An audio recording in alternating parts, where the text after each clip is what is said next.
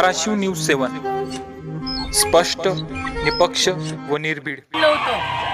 जेव्हा निवडणुका सुरू होत्या तेव्हा मी सांगितलं होतं की जिल्ह्याचे खासदार, जिल्ह्यातले आमदार, शिवसेना उभाटा गटाचे ओमराजे निंबाळकर हे गावकीपेक्षा भावकीवर लक्ष आहे. तर मी परत सांगते महाराष्ट्राला आणि जिल्ह्याला, त्यांनी त्यांच्या भाऊजाईला निवडून आणण्याचा प्लॅन सक्सेसफुल केलेला आहे आणि ओमराजेंनी इनडायरेक्टली अर्चनाताई निवडून येतील यासाठी जे प्लॅनिंग आखलं होतं ते त्यांचं सक्सेसफुल झालंय. मी ओमराजेंचं, कैलास पाटलांचं अभिनंदन करेन की तुम्ही जो हा लीड घेतला त्याबद्दल तुमचं अभिनंदन. आणि आता जिल्ह्याला आणि राज्याला कळू द्या दोघं भाऊ कसे एक आहेत, तिसऱ्याची एंट्री नाही हे त्यांनी सांगितलेलं आहे. म्हणजे एडशी गटामध्ये महाविकास आघाडी होते, सिद्धेश्वर वडगाव मध्ये महाविकास आघाडी होते, जाणीवपूर्वक तेर मध्ये केली नाही.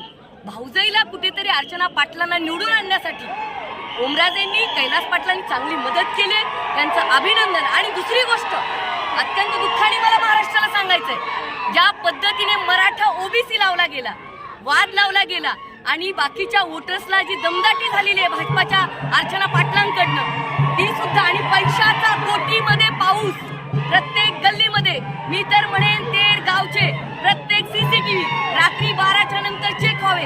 करोडो रुपयाची वाटप स्वतः अर्चना पाटील आणि त्यांच्या कार्यकर्त्यांनी केलं.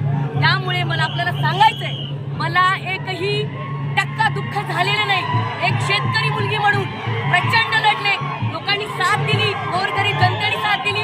परंतु आज मी सांगू इच्छिते की या महाराष्ट्रामध्ये, या जिल्ह्यामध्ये मराठा ओबीसी करून शिवसेना असेल, बीजेपी असेल, यांनी काय चालवलं, सोशल मीडियावर त्यांच्या कार्यकर्त्यांनी काय चालवलं हे सगळ्यांनी बघितलंय.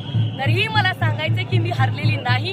हो, मी शोषित वंचितासाठी बोलते, लढते आणि आजही माझा तो स्टँड आहे की सामान्य लोकांना संधी मिळाली पाहिजे. ओबीसीचं जे आरक्षण आहे राजकीय, त्याला कोणीही धक्का लावू शकत नाही, लावू